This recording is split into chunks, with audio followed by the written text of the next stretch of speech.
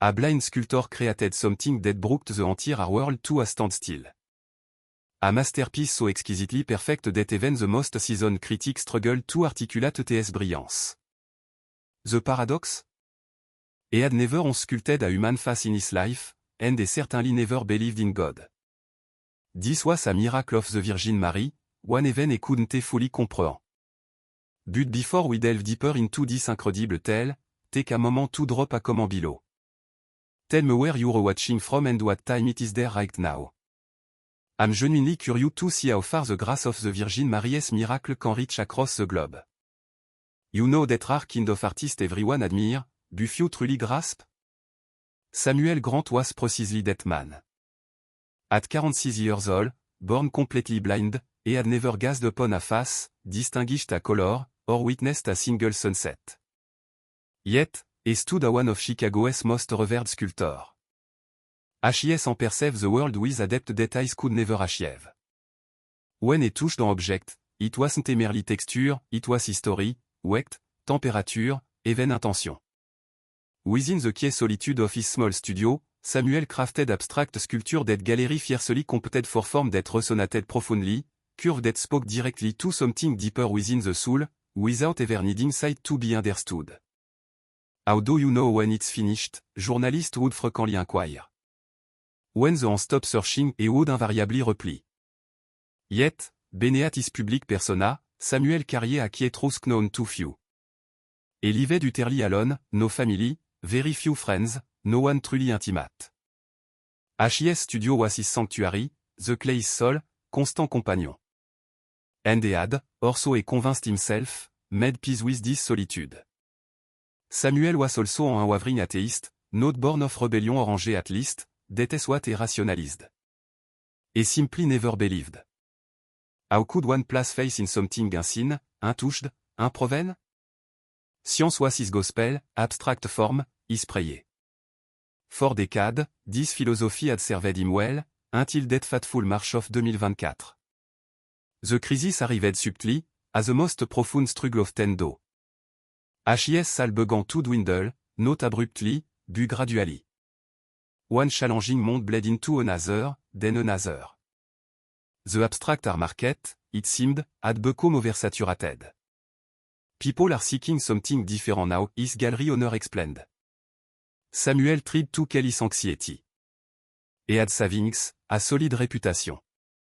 Surely, things would rebound. But they didn't. The gallery that had championed his work for 8 years called to cancel his upcoming spring exhibition. It's not about quality, Samuel, Richard Morrison's voice, thick with that familiar pity Samuel so detested, echoed through the phone. It's the market. Abstract art just isn't moving like it used to. Samuel hung up, the silence of his studio suddenly deafening. He sat there for a long time. Rent was 3 months overdue. His landlord, typically patient with a long-term tenant, was reaching his limit. On the workbench lay the last block of premium Italian clay owned expensive, imported, material worthy of an extraordinary piece. But for what? For whom? The night grew longer, the crushing weight of loneliness heavier. Samuel spent hours in his anti-studio, en idle, inspiration gone, purpose evaporated. Have you ever felt that way? Adrift in an anti-void, completely without direction? Samuel knew that sensation intimately, and he was rapidly sinking into its depth. The first time it happened, Samuel dismissed it as an ordinary dream. It was a Tuesday in March. After hours of sleepless worry over Bill, his future, and the encroaching emptiness, he finally drifted off. In the dream, there was a presence. Samuel, who experienced the world through touch, felt something profoundly different. A certainty that someone stood near. Then, a touch. Soft and gently graced his face. There was no fear, only an infinite tenderness kind of touch reserved for someone truly cherished. Samuel hadn't felt such a connection in years, perhaps decades. The hand then guided his own upward, and he began to touch a face. No, not just touch, but feel a face. Every subtle curve, every precise proportion, every minute detail, the delicate bone structure, the exquisite smoothness of the skin, the perfect arch of the nose, the gentle curve of the chin. And then, a sensation et had no name for, peas. A deep, utterly inexplicable peas. When he awoke, he sensed tingled. Strange et murmure, and continued with his day. But the following night, it happened again. The identical dream, the same gentle presence, the same giddiness, the same unforgettable face, and that profound peace he never felt in his waking hours. On the third night, Samuel actively fogged it. He brewed strong coffee before bed, played loud music and eating toward of the dream. It was useless. The presence returned, stronger this time, carrying with it a feeling Samuel couldn't ignore, you are not alone. They weren't a spoken word, but a deeper certainty that settled into his very soul. Yet, Samuel was a man of science, of pure reason. Dream, he told himself, were merely the brain processing information, nothing more. Still, waking on the fourth consecutive morning with tingling, he began to wonder. After a week of this identical dream, Samuel made a decision that defied all logic. It was 3 heures du matin. He had just woken from the same dream for the 7th time. But this time, something was different, the suffocating loneliness that had plagued him for months had noticeably lessened, if the dream's presence lingered with him even after he opened his eyes. Samuel rose from bed, his footsteps echoing through the empty apartment and made his way to the studio. HIS instinctively found the last block of Italian clay expansive, Pursue. This is madness et muttered allude to the silent room. And yet, he began to prepare the clay. He wet his hand, feeling the cool, damp texture between his fingers, then closed his eyes examining a before a blind man, yet one that helped him focus. Then, he simply allowed his hand to search. Normally, when he sculpted, a clear plan, an abstract concept, guided his work. But now, he was simply following, tracing a sensory memory from a dream, following something utterly inexplicable. That first night, he worked for 3 hours. When he finally stopped, utterly exhausted, a foundational shape had emerged, ahead, a face beginning to take form.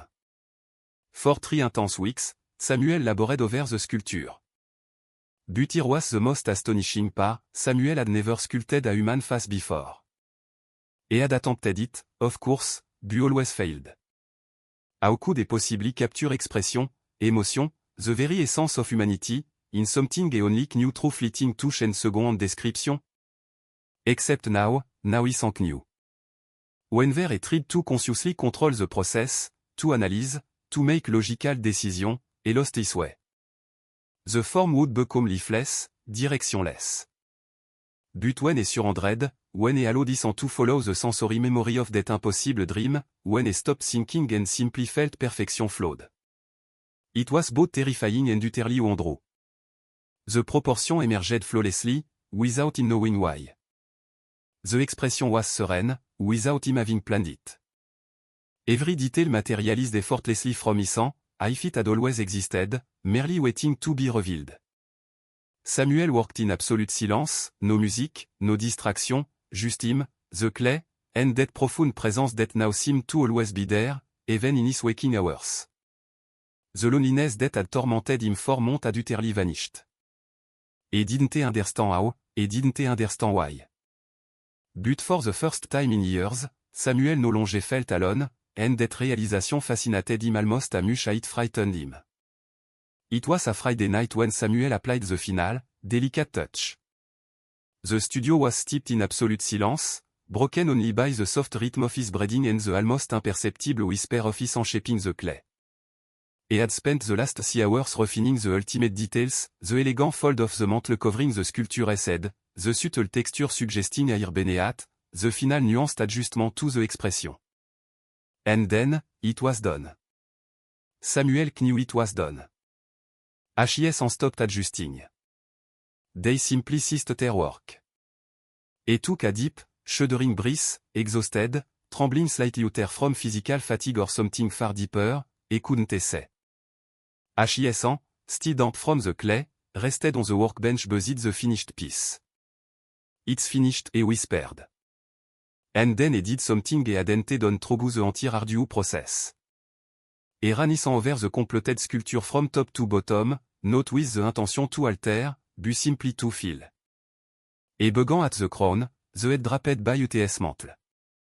HIS en move downward, tracing the form, the face, the smooth forehead, the delicately suggested eyebrow, the eyes closed in an expression of absolute peace, the perfectly proportioned nose, the lips bearing the faintest, most compassionate hint of a smile of joy, but of infinite understanding. Samuel S. enflowed over the shoulder, then over the intricate fold of the ceramic mantle, charting the way it cascaded, the subtle pattern of the crease. And then, something clicked. A memory exploded in his mind with such stunning force it made him physically stagger, tiny his own small perhaps 5 or 6 years old. Another hand, large, warm, infinitely gentle, guiding his over something cool and smooth. A voice he hadn't heard in 40 years, do you feel it, Samuel? This is the face of the Virgin Mary. She will always take care of you, my love. Always. HIS mother. The memory was so vivid, so searingly real that Samuel gasped. Before bedtime, she used to do that. She would place a small image of the Virgin Mary into his figure, allowing him to explore it with his finger. And she would always say those words, she will always take care of you. Samuel had buried that memory decades ago. After his mother passed when he was 12, he had rejected everything connected to that image, to that promise. If she takes care of everyone, he had raged, then why did she take my mother? He had thrown away that image, cast acid face, rejected everything. And now, Samuel S. trembled over the sculpture, the exact proportion of the face, the curve of the cheek, the precise shape of the belly was identical to the small image his mother had placed in his hand all those years ago. No, he whispered, his voice cracking. No, it can't be. But he didn't tell. HIS en remember. He had buried that memory, sworn never to think of that image again, and his own had perfectly recreated it without conscious knowledge. Samuel felt his leg buckle beneath him. How, he whispered, how is this belief? How is this possible? And then it happened, the song of Rose. Faint at first, then rapidly growing stronger, permeating every corner of the studio. It was impossible. There were no flowers here, there never had been. Samuel kept no plan, nothing with any fragrance, yet the song was undeniable, real, intense, the aroma of fresh, blossoming rose, if someone had just brought an enormous bouquet into the room. The fragrance intensified, and with it, that profound feeling from the dream, that unmistakable presence. But now Samuel knew who it was. It was you, he whispered, his voice trembling uncontrollably. In the dream, it was always you. HIS leg finally gave out. Samuel sank to his knees on the cold studio floor. Years of rigid certainty crumbled in mere seconds. Years of anger directed at a promise he believed had been broken. Years of crushing loneliness he had, in essence, chosen. Everything, absolutely everything, shattered. Samuel began to cry no silent tears, but deep, primitive sobs that erupted from a place he had locked away for decades. My mother was right, he choked out. You always took care of me. Even when he rejected you. Even when he blamed you. The song of Rose lingeait, enveloping him like a tender embrace. Forgive me, Samuel wept. Forgive me for blaming you. Forgive me for being so alone when you were always right here. HIS pressed against the cold floor, his body convulsing with grief. And then, something else occurred. Samuel blinked. Something felt different. He blinked again. The absolute darkness he had known since birth was no longer absolute. There was light, no defined image, no distinct shape, but undeniably, light. Samuel slowly raised his trembling hand before his face, and he saw figure, shadow, the faint, shimmering outline of his own finger against the light. My God, he whispered. And for the very first time in 46 years, my God was not an anti-exclamation, it was a prayer, an acknowledgement, a profound surrender. Samuel slowly turned toward the workbench, toward the sculpture. He couldn't discern specific details, but he saw UTS form, UTS silhouette, UTS indéniable présence standing there. The sang of Rose began to recéder, slowly, gently, but the vision remained, blurred, partial, yet indéniably real. And that peace, the inexplicable peace from his dream, was now within him, a permanent part of his being. Samuel remained on his knees on the cold studio floor for a very long time. He didn't know how long. It didn't matter. When he finally managed to rise, still trembling, he leaned on the workbench beside the sculpture. He ran his hand over it once more, reverently. Thank you, he whispered. Thank you for not giving up on me. Thank you for waiting. The last trace of the rose fragrance drifted away. But Samuel knew. He knew something had changed forever. Not just in his eyes, but in the deepest chambers of his soul. On Monday morning, Richard Morrison, the gallery owner who had cancelled Samuel's exhibition months earlier, visited the studio. He came merely to retrieve some old pieces from storage, nothing of consequence. But the moment he stepped inside, he froze. At the very center of the main workbench, bathed in the soft, natural light streaming through the window, stood the sculpture of the Virgin Mary. Richard stood utterly silent for 5 long minutes. Samuel, who could now discern shape, remained quiet, allowing the masterpiece to speak for itself. Finally, Richard spoke, his voice hushed and strange. Samuel, what is this? A sculpture? Samuel simply replied, a sculpture. You know it's a sculpture, but how? You've never created figure, never sculpted portrait, and this? Richard stepped closer, circling the piece with awe. The proportions are flawless. And the expression, there's something in it he can't explain. It's not just technical skill, it's presence. Samuel offered no explanation. Richard continued to walk around the piece, studying it from every conceivable angle. This is the Virgin Mary, he stated, not a question, but a profound recognition. Yes, Samuel affirmed. How did you study sacred art? Byzantine icon? No. Richard pressed, baffled. Then how did you manage to capture this? Samuel paused, searching forward, trying to explain the inexplicable. She showed me, he finally said. Richard looked at him intently for a long moment, then slowly nodded. Samuel, you need to exhibit this immediately. This week, if possible. You can exhibit her, Samuel replied, but she's not for sale. What, Samuel? You could make. She's not for sale, Samuel repeated, his voice firm and unwavering. She never will be. You can exhibit her, but she stay with me. Richard looked as if he wanted to argue, but something in Samuel's resolute expression stopped him. All right, he conceded. Exhibition only, then. The exhibition opened just 3 days later. Richard thoughtfully placed the sculpture alone in a separate room, simple, subdued lighting, no distractions just her. The response was astonishing. Art critic, usually quick to dissect works with technical analysis, fell silent before the piece. They simply observed, some for minutes, others for half an hour or more. People entering the room, chatting and logging, quieted instinctively in her presence. One critic penned, the proportions are technically perfect, corresponding to classical Marian iconography, but it isn't the technique that captivates you. It's something intangible, a presence, a profound peace, a compassion that utterly transcends the material.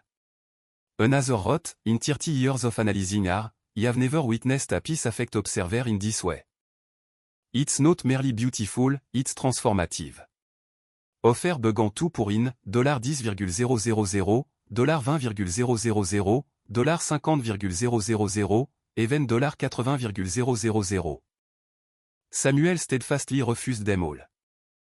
She's not for sale. But something else beautiful unfolded because of the exhibition.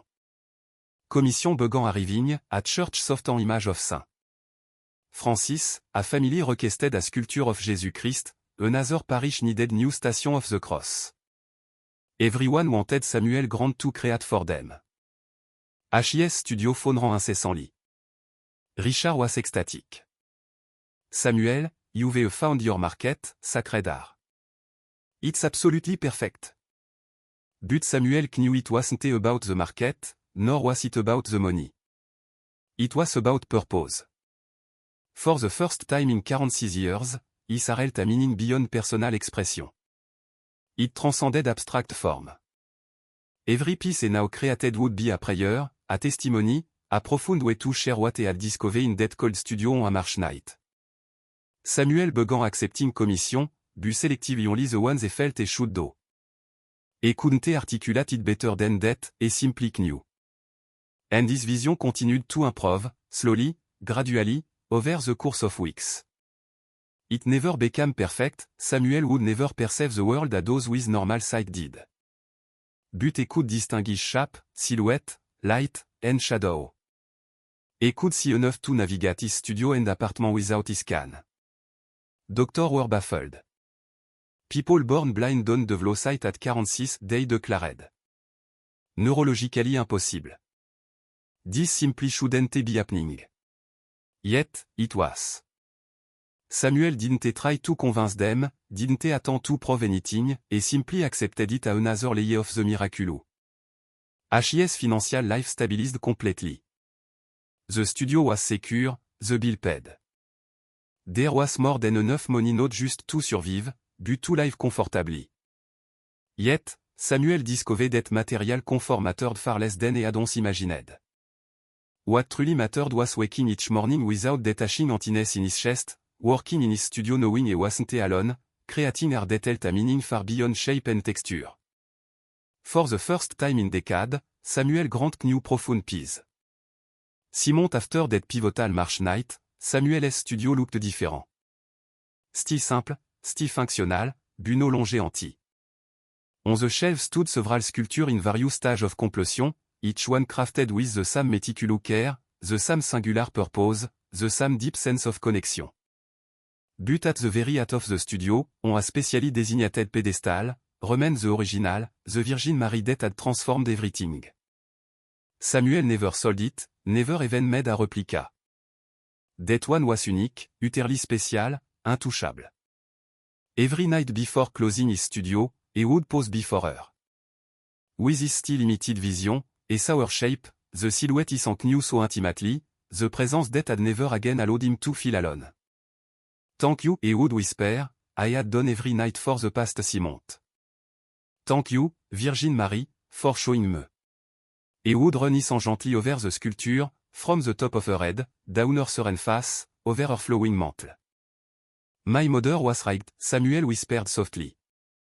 He was just too blind to see. Then, a faint smile touched his lips at the irony, too blind to see, both literally and figuratively. But now he see, he affirmed, his voice filled with keen wonder.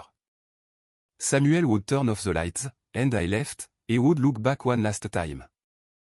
At the silhouette of the Virgin Mary, at the miracle his own had created without knowing. At the living proof that sometimes, when we are most lost, when loneliness feels unbearable, when we have given up on everything, sometimes that is precisely when we are found, and never left alone again. I want to express my deepest gratitude to all of you who take the time to comment, share your face, and help build this beautiful community. In our very next video, the first 20 people to comment will have their names featured a special thank you. Yes, my small way of giving back the incredible love I receive from you all.